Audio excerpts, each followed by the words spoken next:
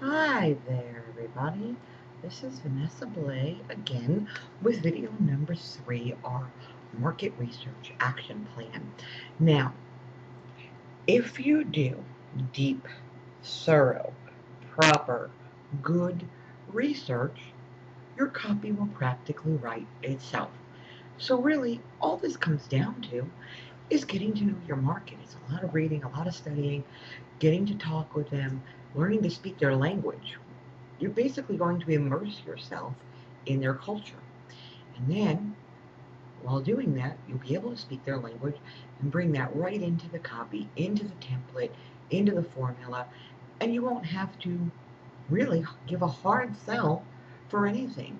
Because by the time they get to the buy button, they were already knew you were one of them. So let's get started. The first thing is reviews and complaints. Okay, reviews and complaints are where you can look for the USP. They are the number one place I look for the USP about my product. I look at all of my competitors' products and the reviews of them and see what other people have to say about them. Uh, for example, a couple of years ago, I wrote a Get Your Ex Back product for a client, and he did not have a USP, so I had to develop it, which did mean we had to go back and actually edit the product to build that USP into it. Uh, again, market research actually comes before you start writing the copy, although writing the copy really comes before creating the product. Uh, when you actually write the copy first, you have a guideline for what needs to be in the product to go by as well. So when we started doing the research for the Get Your Ex Back book, we had read reviews of all the other Get Your Ex Back books and products out of the market. And the number one complaint that we found was that uh, all the other books were written for married couples. And what people wanted was to know how to get their ex back if they weren't married. So that was how we repositioned the book, was how to get your ex back even if you're not married. And that became our USP. Now, that's not necessarily going to be your only USP, however. You can have more than one USP. When there were other complaints that other people said other products were missing, if we could solve uh, those products as well, they became secondary USPs. So that's the first thing you want to do is start looking at other products and reading their reviews. Now, once you've got that done, you're going to go back to the Google Doc where you made your market research list of blogs and forums and podcasts and Twitter accounts and Facebook pages and Google Plus communities and so on. And you're going to want to start reading all of these sites. You're going to want to really immerse yourself into their culture. And again, I'm using Padlet, so I'll just kind of walk you through this as we go along. Up here we have pay special attention to, because this is overall. This is whether you're on a blog or whether you're on a forum, anywhere where there might be categories, subcategories, subforums, sticky posts, FAQ pages, Q&A pages, and the comments in blog posts or the comments on forum threads. You want to make sure you're paying attention to all of that and taking note of what you're seeing people say over and over again. And you want to take note of all of the things that we're going to see around the uh, of outside text areas, I guess, of the document. This document here, I mean. So here's where you start. You start here, you open your spreadsheet, you click on a link, you read the site, and as you're reading it, you want to be looking for all of these different ideas that need to go here. For instance, the problem is not the problem. Okay, the problem is not the problem. What does that mean? The problem of having bad credit isn't really a problem in and of itself. If you don't ever need credit for anything, not really a problem. But the world we're living in today is vastly different from the world we were living in 10 years ago, where it wasn't a problem. Today is much more of a problem, because today you can't even get a job if you do not have good credit. Jobs can require you to pass credit checks before they'll hire you. And so it's not just that if you have bad credit, you can't get a mortgage to buy a new house, or you can't get a car loan to buy a new car. It's at the point where you can't get a job. And in many cases, sometimes you can't even volunteer because you have to pass background checks and credit checks just to be a volunteer somewhere. So um, it's not just the problem itself, but what other problems having the problem causes. In the case of credit repair, uh, other problems are that you can't get a job, you can't even rent an apartment anymore, you can't buy a house. You need to have good credit. And so having bad credit creates all of these secondary problems. So you want to know what all of the problems are that the one main problem seems to create. And while you're reading and paying attention to what your market is saying and talking, you want to pay attention to their emotions. How do they describe them? Are they frustrated? Are they angry? What makes them happy? What makes them sad? What makes them just furious? You definitely want to know what triggers every emotion, and what are the adjectives that they use to describe their emotions. Are they hopping mad? Are they overjoyously happy?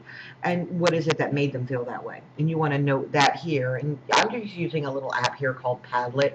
It's my way of doing mind mapping. It's like Post-its. It's basically putting Post-it notes on a Post-it board, and you can edit them. And there's a few things. You can put a link in them. You can upload a file, and you can upload a picture. So, and you can do some stuff with the text, bold, italics, bullet points. So you can make good notes in here, and then you could just move them around on the board just like this as you want to, which is what I do with them. So while I'm reading, I'm starting to fill. I'm dropping this down, and I have to press edit to do it. This little pencil. I'm dropping this down. I'm starting to fill in what I'm reading on each site. And so the problems, the emotion, the desires, what do they want to solve by the problem? Do they want to get a job? Do they want to buy a house? When you know what every single problem is they have, you know what every problem is they want to solve. So this can come into your benefits. Finally repair your credit and buy that dream home, get that brand new car, get a loan to start that new business you've been dreaming of for years. So you can start to really show where you know what all of their problems are, and by solving their problem, you're solving all their problems. And other words like feeling words. Again, feeling words are like emotions, but feeling words are emotions. I'm angry. I'm sad. I'm happy. I'm overjoyed. But you want to pay attention to the adjectives a lot, and what's preceding them. Are they overjoyed because they raised their credit score by 5 points? Are they overjoyed because they got a creditor to accept 25 cents on the dollar? What is it that made them so feel the way they feel? And pay attention to those feeling words, and note them down, because you're going to want to make sure that whatever it is they're describing, or the way you're describing the product in your copy, the way you're describing how it made you feel. And all of this goes to creating your compelling story, because this would actually have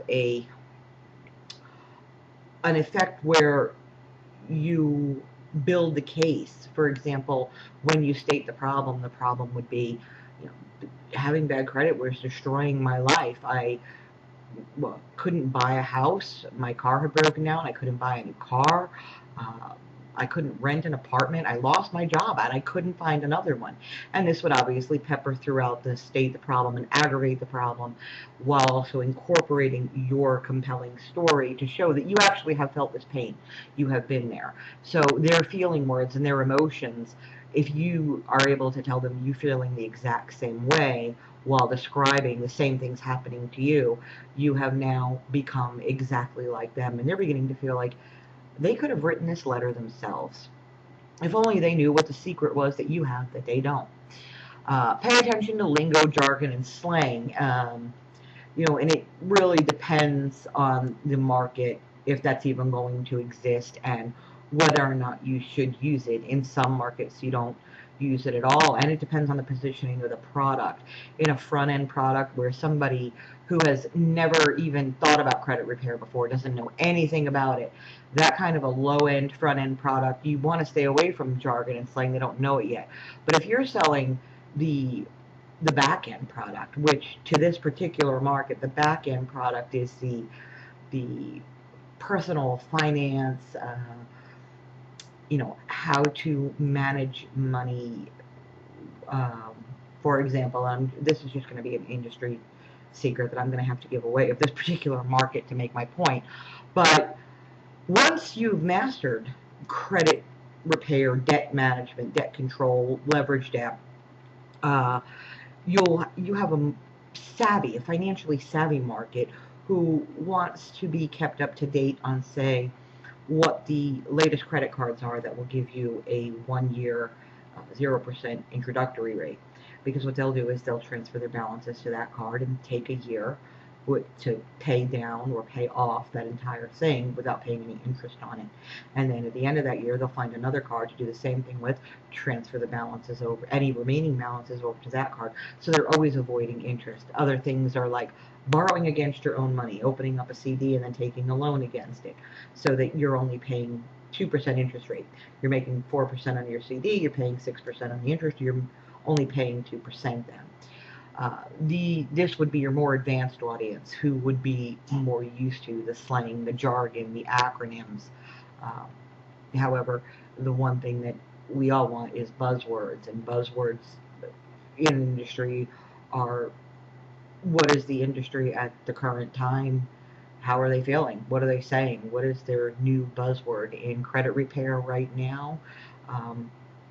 There really aren't any buzzwords. There's just, fix your credit, free credit report, free credit score, increase your credit score. These aren't really buzzwords. These are keywords, and they're pretty evergreen keywords. So you don't necessarily have any buzzwords, at least not in the front end product, but you may find some in the back end area, depending on if there's been a new product that's come out.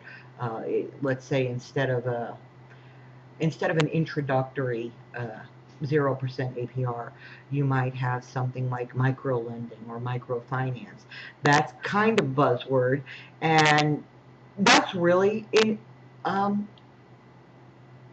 it's not a front end product and it's not a back end product. It's definitely a product that would be somewhere in the middle in the positioning of a funnel of products, because it's somebody who's not brand new, who's a little savvy, but not necessarily an expert. Because if they were an expert, they probably would be looking at microfunding or microfinance or micro-lending from the perspective of being the lender who's making a return on his investment in the loan that he's making. So your lingo and your jargon and your slang, if you're going to use it, you want to use it according to the audience that you're talking to, depending on the position of your product. The buzzwords, whatever they think is really hot right now. If you were doing, start your own business, home-based business, one of the hottest buzzwords right now is crowdfunding. So you definitely, even in a newbie product there, you can actually use that word because it's a buzzword. But like I said, it depends on the industry and the niche. So once you have started reading every one of the blogs on here and noting all the stuff, you don't have to note it here. You can note it in a separate document. I do that too. And then later I just go and I pull them all together and I start cutting it and pasting it and seeing what goes where into the sales page template. And I just basically write the story, I write the copy, and then once I have it written, I will take it and I'll start to fill it in into the template, the parts that go into the template. And if I see something needs to be moved here, something needs to be moved there, I move it around until it's done, until it has a very solid build-up of justification for why they need this product, what it will do for them, how much better their life is going to be after they have it, and what they don't need to fear, where we'll fulfill where everyone else has failed. And so that is basically it, how we write our sales copy. So that's it for this video. And the next video will be how to bring it in to the sales letter template. This has been Vanessa Blay.